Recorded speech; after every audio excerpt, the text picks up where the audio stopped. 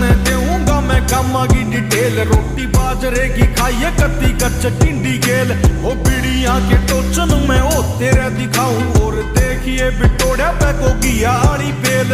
ओ लागे से स्कूला तेरे बंके आज भी सांप मारे ना किसाना करे डंके आज भी। ओ सच्चे साधु बैठे मारे खेड़े और खाड़े में मंदिरा में बाजे मिठे संके आज भी। तेरे पक्का मुंह में पानी